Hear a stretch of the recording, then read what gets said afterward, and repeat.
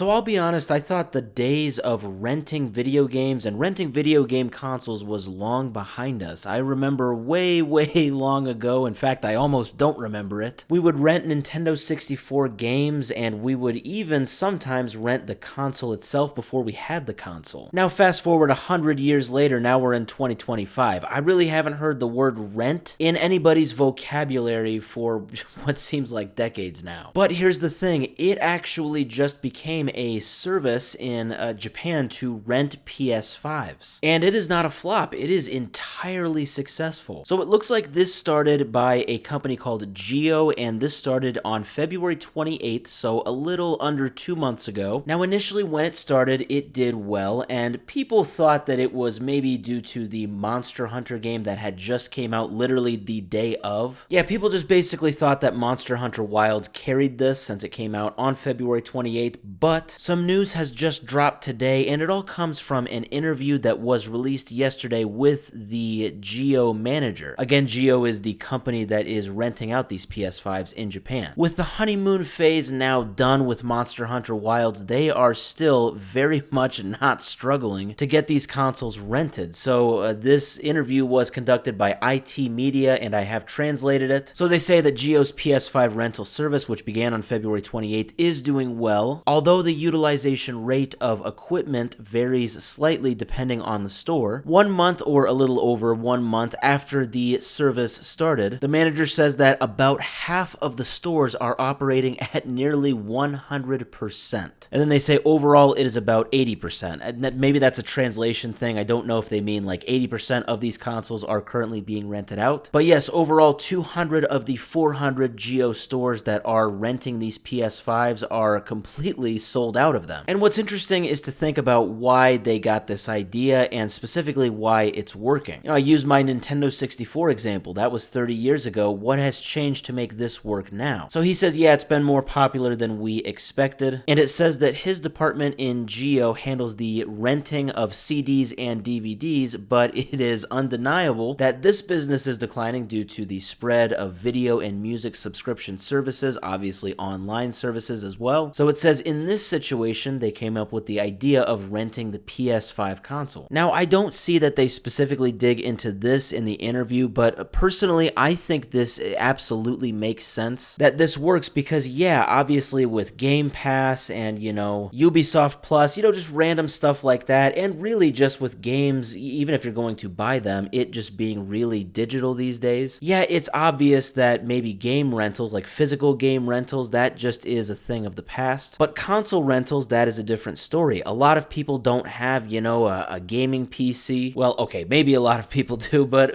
maybe there's a lot of average people who just don't want to spend the money on it. But then you also don't want to spend the, $400 or $500 on a PS5. And in fact, I'm looking at it right now. Yeah, I'm seeing a lot of new PS5s being sold at $500. Obviously, you don't need to rent the games because everything's online. And hey, maybe even just want to play Fortnite in like 4K settings or something. So boom, you just go and rent a PS5, and there you go. You don't have to spend any crazy amounts of money. Now, as far as how much money this costs, this is also very interesting. I figured it would cost still a pretty penny, but according to Automaton, that is not the case. They say as for the service itself, you can rent a PS5 from specific Geo stores for 8 days and 7 nights at 980 Japanese yen, which is around 6.9 US dollars. So doing the math, that is $7 basically for 8 days. Basically, this is less than $1 a day. And if you want to keep the console for longer, you can avail yourself to the 15-day, 14-night plan that even is less when you do the math. This is $12.50 for 15 days. So that's even cheaper. I'm just totally estimating here. Maybe that's like 80 cents a day. Honestly, this is a huge game changer, especially for travel. That's kind of the first thing that came to my mind. Like maybe you got a PS5 at home and you're traveling, you are flying. Maybe you're going to be overseas or something. And, it's a long trip. You got a lot of downtime in your trip. You really want to bring your PS5, but you really just don't want to lug it in your suitcase. This is perfect for stuff like that. So yeah, with the travel thing, and then just with the entire price of the consoles themselves, like I said, PS5s can sell for $500. And of course, we all know that PS5 Pros are another beast. They cost quite a bit. I'm seeing $699 on Amazon on right now. That's yeah, that's quite a bit. And even speaking of PS5 Pros, I'm even seeing that this whole rental service, just starting this year and really just starting in the past month or two, this really started popping off. It's not just Japan, but apparently in the UK, they have started doing this as well. It looks like this is a monthly fee of $10.99, or I guess this is pounds. It says that starts at $10.99 a month, so probably not for the Pro, but even still, that is a crazy price. I mean, you're looking at like what, 40 cents a day for that? It is crazy to see trends die and then trends get brought back. Sometimes that is because they just have a different necessity when they are brought back, and I think this is a good example of that. Thinking back on renting consoles, it really just seems like a funny thing of the past, but it turns out it is actually coming back for good reason.